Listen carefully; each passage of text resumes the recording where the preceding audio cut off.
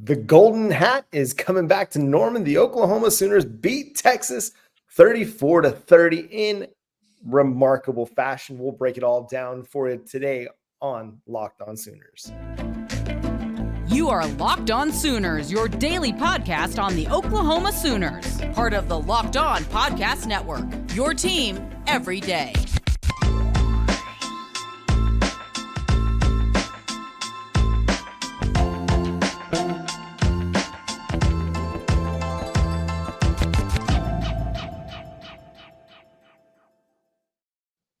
What's up, Sooner Nation? Welcome to Locked On Sooners. Thank you for making Locked On Sooners your first listen every single day. Today's episode is brought to you by FanDuel Sportsbook, official sportsbook of Locked On. Make every moment more. Right now, new customers can bet $5 and get $200 in bonus bets guaranteed. Visit FanDuel.com/LockedOn today to get started. My name is John Williams. You can follow me on Twitter at John9Williams. My buddy here is Josh Helmer. You can follow him on Twitter at JoshOnRef. You can also hear him Monday through Friday from 9 to noon on the KREF Sports app. And Josh, so many different directions that we can go with this win. I mean, what an incredible finish it was for the Oklahoma Sooners, but one of the best games that we've seen in a long time. But I mean, it's one of the best games I've ever seen of college football.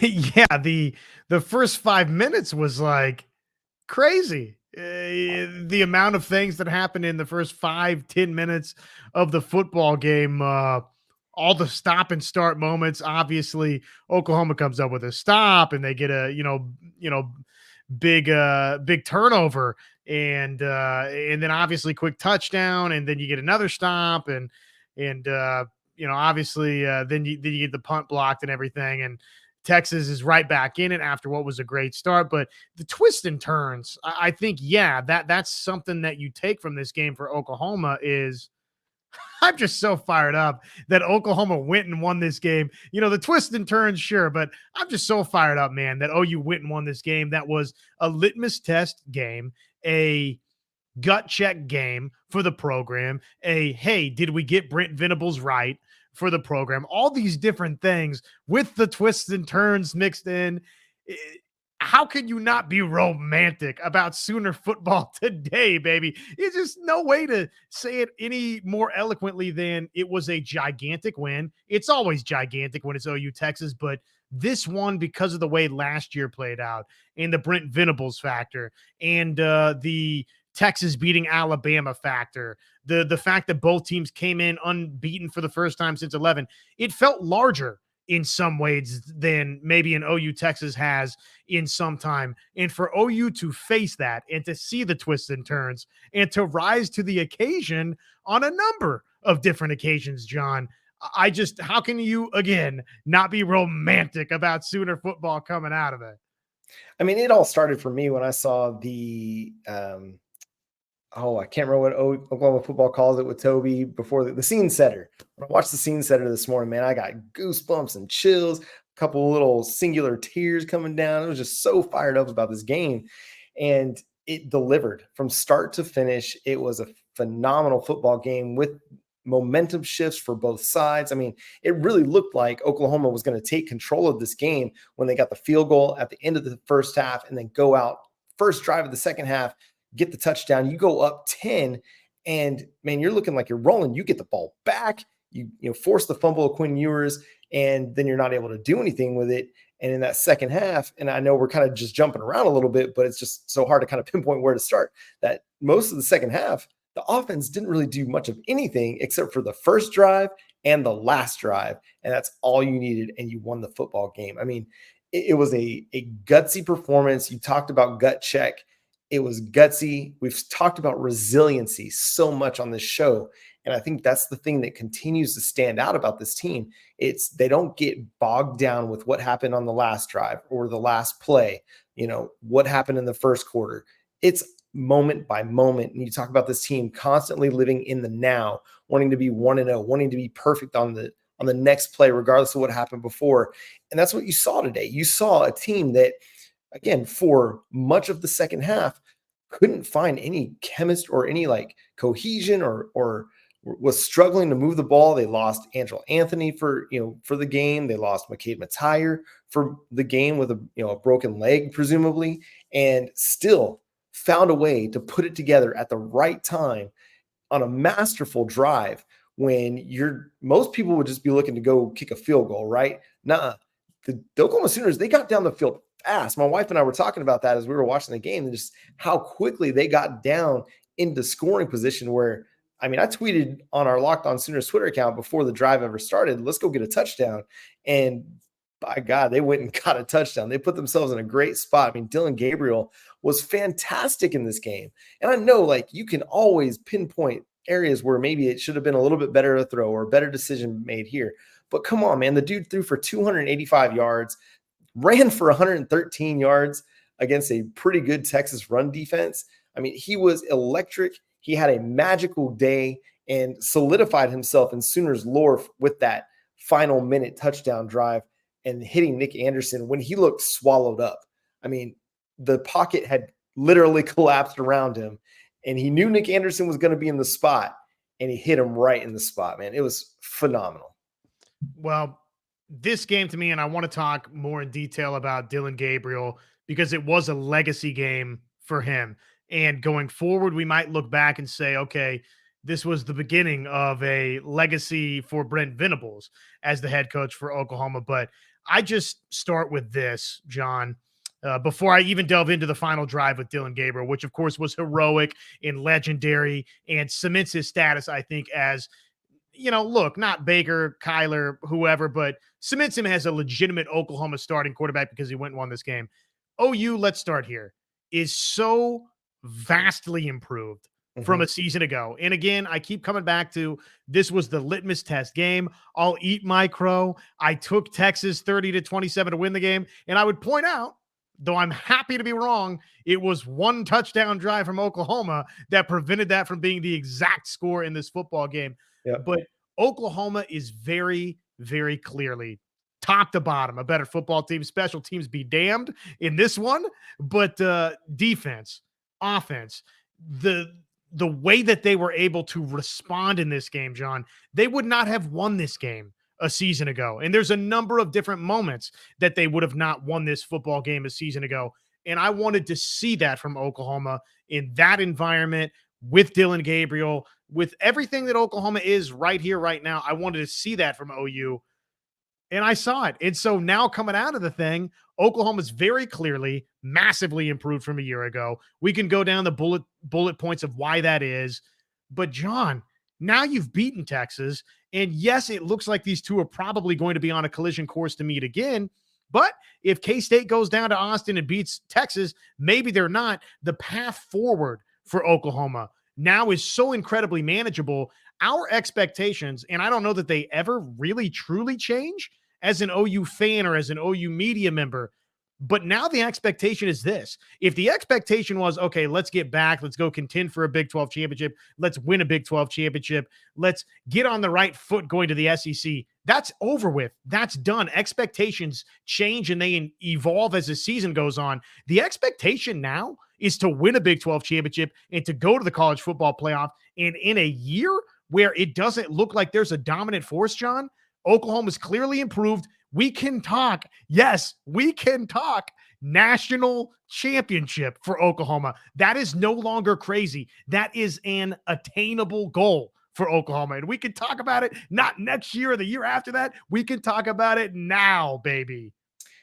Yeah, it's crazy to think that they've already matched their win total from a year ago, and they've got at least 6 more games to go, probably 7, at least 8, legitimately 8 more games. If we think they're going to go to the Big 12 championship, that'll be 8 games for them, maybe 9 more games, but they've already reached their 6 wins from a year ago. They exercised the 49-0 from a year ago. And all of the questions that maybe anybody might have still had about Brent Venables after 5 games of the 2023 season, you could probably put those questions to bed at this point. This is the right coach for this program. He's got this program heading in a great trajectory. And whatever else happens the rest of the year, he's proven that right now. The turnaround from what happened a year ago, the defense is much improved. The offense is much improved. The talent base is getting better and better year after year, where we saw several, big time performances from freshmen in this game. And that base is only going to continue to improve. Again, we're going to have so much to say about this. We're going to continue to break down this game tonight and as we go through this week, because we got a bye week this week. So we can dwell on the glory of coming out the victors in the OU Texas game all week long with you here on Locked On Sooners. We're going to talk about some big time moments in this game, what it means for several Sooners and for Brent Venables and their legacy more.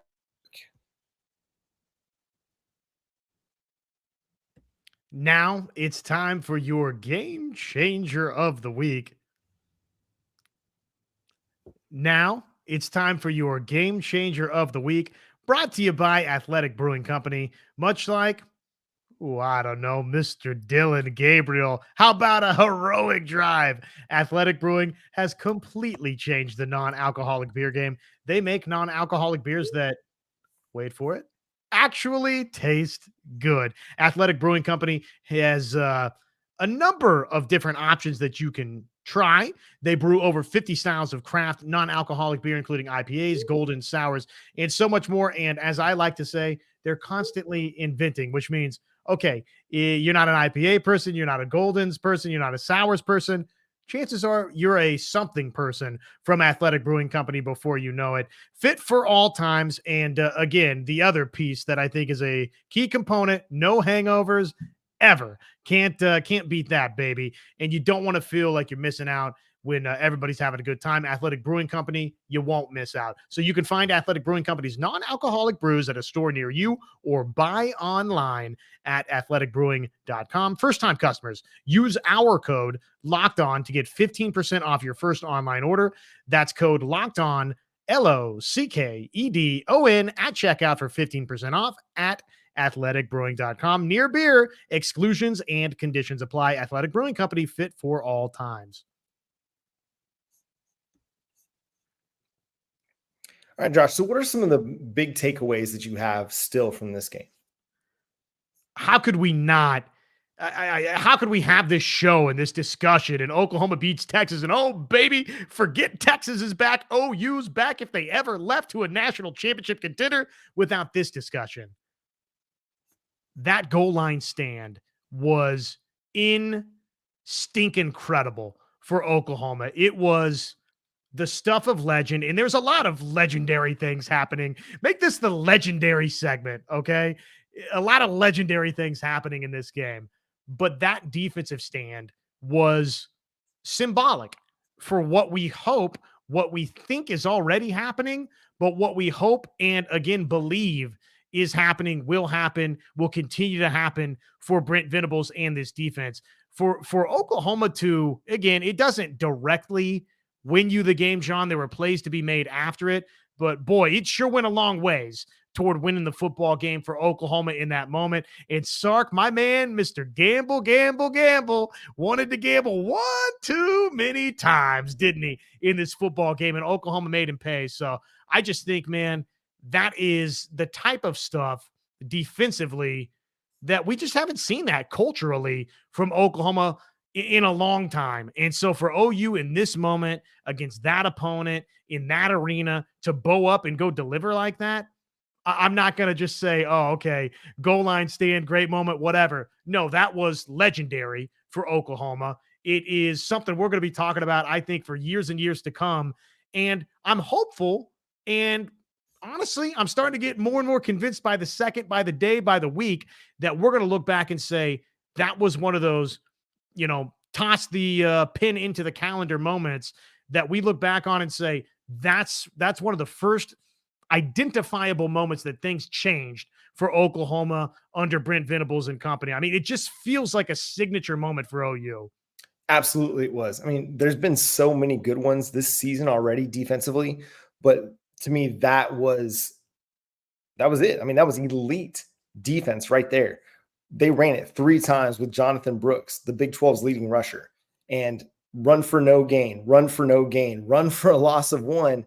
And then they threw it to Xavier Worthy, one of the best wide receivers in the country. And Billy Bowman absolutely stoned him and did not let him extend and get that. I mean, it'd be really easy to get 1 yard, you'd think, and nothing. They allowed nothing in that. And it was so incredibly impressive. My wife and I, we just let out screams so loud that it scared the kids. Like, we were pumped. And yeah, I mean, Oklahoma didn't score on that next drive, but you give up 7 there. And I mean, it's a completely different complexion of a ball game, but Oklahoma holds, they keep some momentum defensively. And yeah, Texas goes down and they tie it a little bit later in the game, but still, how much confidence do you gain as a defense when you're able to make that stand and you're able to, slow them down a little bit later and hold them to a field goal, as they're driving to try and win the game themselves, you're able to hold them to a field goal as opposed to letting them get in for a touchdown. And then how huge is that, okay, now all Oklahoma needs is to at least tie the game with a field goal, but then they're able to go down and actually win the football game with a touchdown. So, I mean, the defense has been showing that they're a much better unit than a year ago all season long. But in this game, the defense gave up a ton of yards. I mean, they gave up 527 yards, but 3 turnovers, 5 sacks of Quinn Ewers, 10 tackles for loss, the goal line stand on 4th down. They held Texas to 5 of 14 on 3rd down. They came up clutch when they needed to come up clutch. And that's, to me, the sign of a good defense is, okay, sometimes you're going to go up against a good offense and they're going to be able to move the ball on you. But can you make the stops when you need to make the stops? Can you force turnovers? Can you make splash plays in the backfield? Oklahoma showed all of that. You go back to Brent Venables' time at Clemson and they won national championships. It wasn't like those defenses were completely shutting down the offense in the national championship game. I mean, Alabama scored some points, but Clemson's defense was good enough that they were able to make stops when they needed to make stops to win the game. And that's exactly what we saw on this days. Okay, yeah, the Texas gained a lot of yards. They even ran for a lot of yards, but Oklahoma held them to less than 4 yards a carry at just 3.9, which is an improvement. I mean, Texas came into the game averaging 5 yards a carry. Oklahoma slowed them down a little bit. The defense played well. I mean, they kept them in check. I mean, a lot of what Quinn Ewers was finding success from in a lot of these instances were really short passes, get the ball out quick. And yeah, they hit him for a couple of big gainers, but ultimately it was a lot of dink and dunk from Quinn Ewers that helped them find some success. Man, the Sooners defense, to me, they've arrived and they're going to only continue to get better, just like you kind of led the show off with, which is scary to think of. They gave up some give and take here and there, but a lot of different times. And this has been kind of the DNA of this Oklahoma defense so far this season, but not of this program in a long time, to where Oklahoma at different points, and I'm not saying they were perfect, right? They weren't, but on a number of different occasions, you mentioned it, at the end of the game, they force a field goal kick. You don't force the field goal kick, you let Texas get one more first down, and Oklahoma's losing in the Cotton Bowl on Saturday. Defense found a way to get that final stop. A turnover on downs that we talked about in the goal line. The turnovers that they forced, man, it's the other field goal that Oklahoma forced. So you gave up yards, but you came up with big stops when you needed to, and that's what championship teams do. And oh, by the way, if we didn't say it explicitly or implicitly or whatever the verbiage may be, if we didn't say it as clear and concise as this could be, Oklahoma is about to be a better football team going forward. I don't think this is not the best version of Oklahoma under Brent Venables. They're going to be better defensively going forward. They're going to have more talent top to bottom going forward. I'd like to believe that offensively, they're going to be potentially better going forward. And Oklahoma went and beat that Texas team, where maybe if you want to make the argument coming out of it, there is still a little bit of a talent advantage to Texas. I don't know if we necessarily feel that way coming out, but I'll give you that, right? If you want to feel that way, feel that way. And Oklahoma won that game in their only going to keep supplementing with talent, John. A win like this, what does it do on the recruiting trail? It's gigantic on the recruiting trail. It's flip season. Come on down to Norman, Oklahoma. Don't you want to go win a national championship? It's just all of that. I don't think you can overplay any of it, John, that you went and won a game. You bent, you didn't break. You went and made key turnovers. You came up with the stops. And Dillon Gabriel, we got to talk about Mr. Gabriel. Yep, we'll talk about Dillon Gabriel next. Snap into the action this NFL season with FanDuel, America's #1 sports book. Right now, new customers get $200 in bonus bets guaranteed when you place a $5 bet. That's $200 in bonus bets, win or lose. If you've been thinking about joining FanDuel, there's no better time to get in on the action. The app is so easy to use. There's a wide range of betting options, including spreads, player props, over-unders, and more. So visit FanDuel.com/locked-on and kick off the NFL season. FanDuel, official partner of the NFL. Dillon Gabriel completed 61% of his passes for 285 yards, carried the ball, 13 times for 113 yards.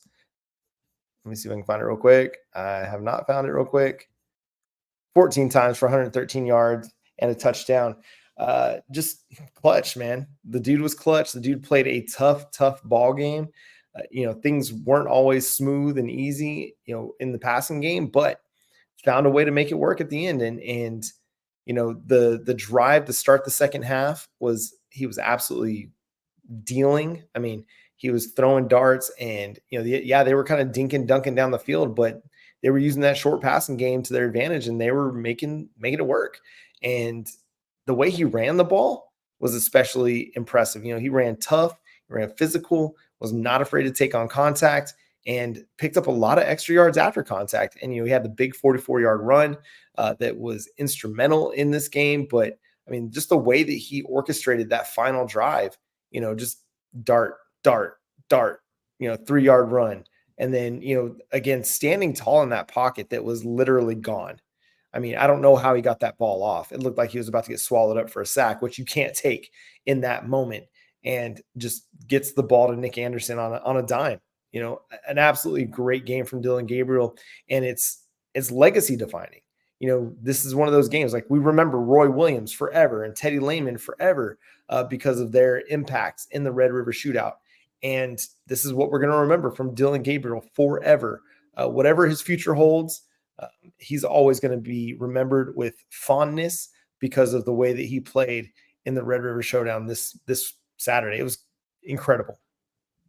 It's a legacy game for Dillon Gabriel. He cements himself as, look, I'm not going to sit here. You know it. I know it. Everybody knows it. He's not Baker Mayfield. He's not Kyler Murray. He's not Jalen Hurts, and before that, Sam Bradford, Jason White.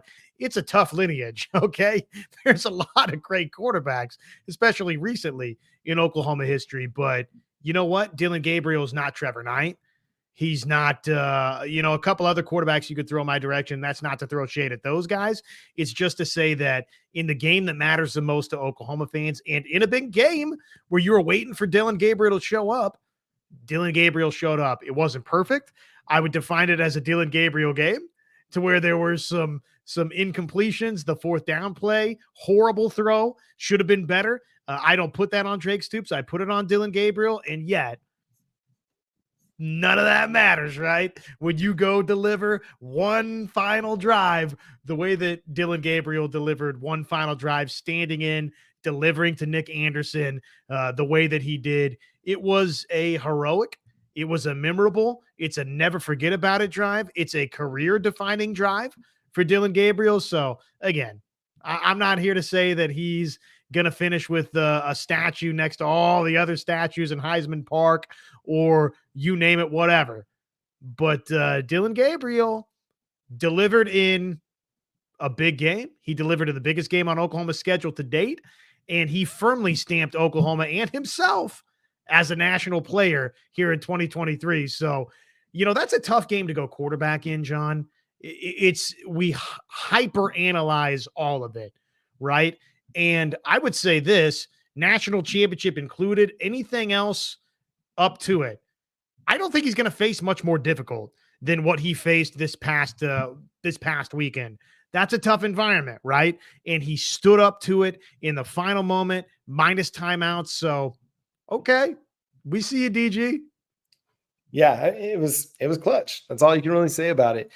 There were a lot of guys that had pretty impressive performance. I thought Ethan Downs had one of those. I called it a remember me game. Not just, hey, remember that I play for this team, but you're going to remember my 2 sacks in this game as well. Those were huge. Billy Bowman again with a huge hit that jarred the ball loose that Kendall Dolby ended up coming down with. Gentry Williams with another interception. And then Peyton Bowen with the forced fumble on Quinn Ewers that Gentry Williams recovered. I mean, so many young dudes. Nick Anderson, his only touch in the game, the biggest touch of the game. Jalil Farouk, the guy that I've said is going to be having this breakout season.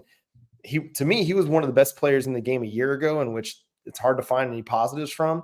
And he was arguably one of the best players in the game today. Again, just really, really good after the catch with the ball in his hands in every situation. A lot of just really, really great performance. Tawi Walker had 2 touchdowns. So, it was one of those games where Jaron Kanik, he led the Sooners in total tackles. So many really strong individual performances that made up the whole of this game. And it starts with Dillon Gabriel, and the list just goes on and on and on about guys that had a huge impact in this one. PJ Adibare, right, was the guy that, okay, if there's a big time pass rush situation, he's going to deliver it. And who knows, maybe that's the X factor here, and he can go jar one loose and create a timely turnover that Oklahoma needs. It was the other guys, John, in this game, the unheralded defensive lineman for Oklahoma. And I said going in that, to me, one of the big surprises would be outside of Oklahoma, outside of the quarterback run game, right, being the big key component. Oklahoma outrushes Texas in the game, which, oh, by the way, Oklahoma outrushes Texas in the game. Granted, again, it came with over a century mark from your quarterback, which was sort of on script. But outside of the rushing attack for Oklahoma, living up to larger than we thought going in, right? To me, one of the big surprises was going to be other pass rushers, other defensive linemen, not named PJ Adibare, impacting this game, because we just hadn't seen enough of it yet. And yet, what did we see? I mean, go up and down the list. Lacey has a TFL in this game. Dejon Terry has a buck and a half TFLs in this game. Downs has a couple. Bothroyd has one. Oklahoma, I think, had 5-6 sacks in the game. So it was, man, it was what you were hoping to see from this Oklahoma defensive line that we really, outside of, PJ and a couple of pass rushing situations, hadn't seen yet. And lo and behold, they answered the call. They did it in this game. Yeah, they turned up, and, they showed up at the right time against the right team in the right situation and came up with big plays that helped lead to the win. I mean, there's so much to break down from this game, and we'll continue to have you covered here on Locked On Sooners. So subscribe to the show wherever you get your podcasts. We're free and available on every platform. Again, be back here Monday night, 9 p.m. Central Time for our weekly live show. Again, we'll talk through what it means for Brent Venables later on this week, what it means for the Oklahoma Sooners. We'll find out where they jump to in the USA Today coaches poll and in the AP top 25. And I mean, we're not far off from the initial college football playoff rankings as well. So we'll start kind of banding about where should Oklahoma be.